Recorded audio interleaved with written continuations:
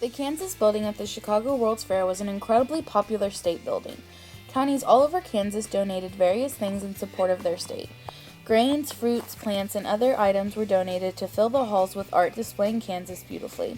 All throughout the buildings, the walls were decorated with grain art. It was an absolute masterpiece, and people were in awe at the swirls made of wheat and products unheard of to many of the city folks.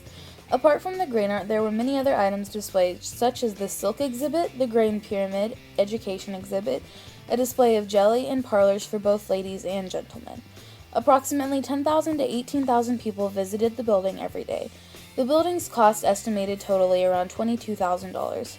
An interesting piece of information for me was finding out that a picture of a farm from Clay County was displayed at the fair.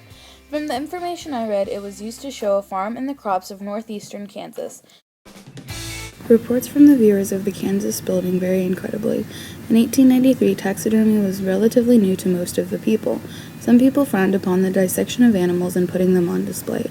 This can be referenced back to the book and how most people felt about dissecting humans. At this time, most people really didn't know how to feel about it.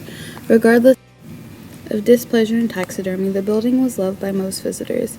Many game hunters thought the animals were being beautifully honored, and the creator of the taxidermy exhibit was named Louis Lindsay Dyche, a native of Kansas. He spent his summers prior to working on the presentation collecting various specimens, specifically from the Arctic. While putting together the exhibit, Dyche lived inside of the mountain he built, and at one time his pregnant wife also stayed with him. Taxidermy is the art or operation of preparing, stuffing, and mounting the skins of dead animals for exhibition in a lifelike state. First, you will need to find some sort of animal. In our example, we used a deer.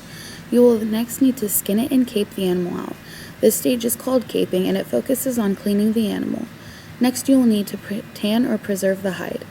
You will need to find a mold or shape to cover the skin with. Some people buy them or make them. Make sure you have glass eyes in the mold, and if any other accessories are needed, such as antlers, go ahead and add those as well.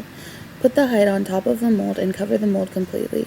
After this, you may sew up the seams and comb and clean the fur to continue preserving it and for overall presentation.